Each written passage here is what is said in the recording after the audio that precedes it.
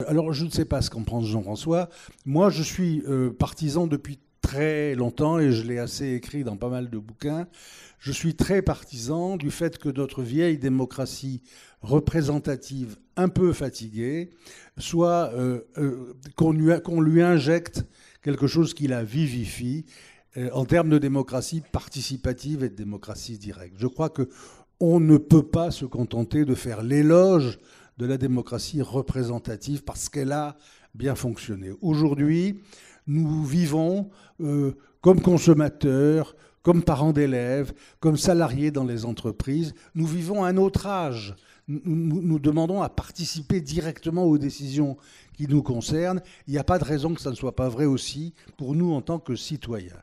Donc je suis absolument pour le renforcement de toutes les méthodes de participation des décisions au pouvoir qu'il soit au niveau local, départemental, s'il continue à exister, régional ou national.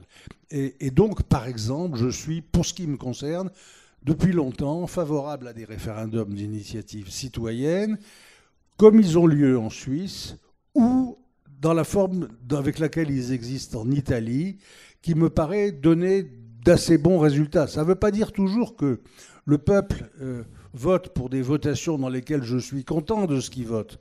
Mais c'est tout de même, à mon avis, pas absolument anormal de reconnaître au peuple le droit de voter pour des lois qu'il a envie de voter et qu'il souhaite voter après un grand débat national. Donc je suis favorable à l'idée d'un référendum d'initiative citoyenne. Évidemment, le diable se niche dans les détails. Et il faut voir qui, quand, comment, avec quelles conditions. Et c'est là que très vite, ça se complique beaucoup. Si on fait un nombre de citoyens peu nombreux pour déclencher un RIC, ça veut dire qu'on va voter tous les 36 du mois et que ça va être une caricature de démocratie. Si on met la barre trop haut, comme c'est le cas pour le référendum d'initiative partagée dans l'actuelle Constitution, l'actuelle réforme de 2008, qui n'est entrée en vigueur que le 1er janvier 2015. C'est pour ça qu'on n'a pas eu l'occasion même d'en proposer. Mais le référendum d'initiative partagée, tel qu'il est prévu dans la réforme Sarkozy, alors là, la barre est trop haute. Elle est trop haute avec les 150 parlementaires d'une part, et surtout le pourcentage de citoyens, plus de 4 millions, etc. On n'y arrivera jamais, surtout à réunir les deux à la fois, le nombre de parlementaires et le nombre de citoyens.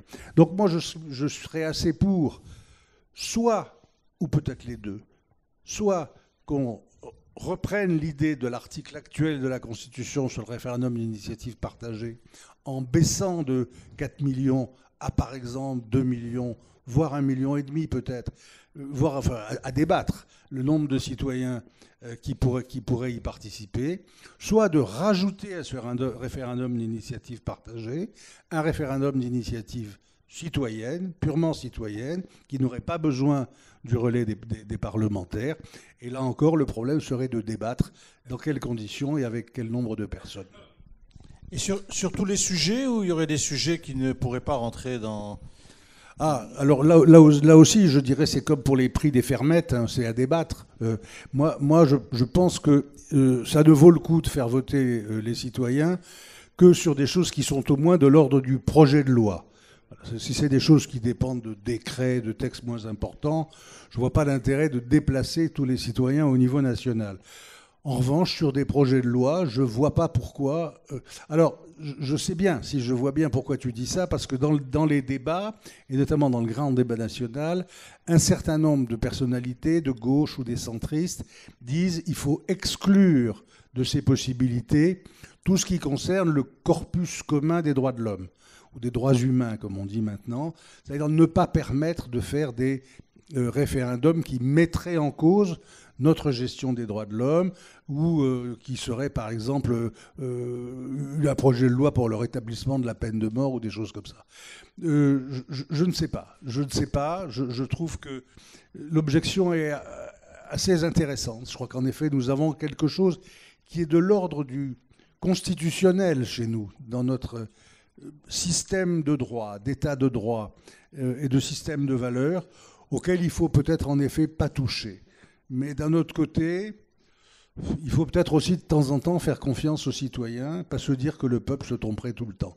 Ma religion, si j'ose dire, n'est pas complètement faite en la matière.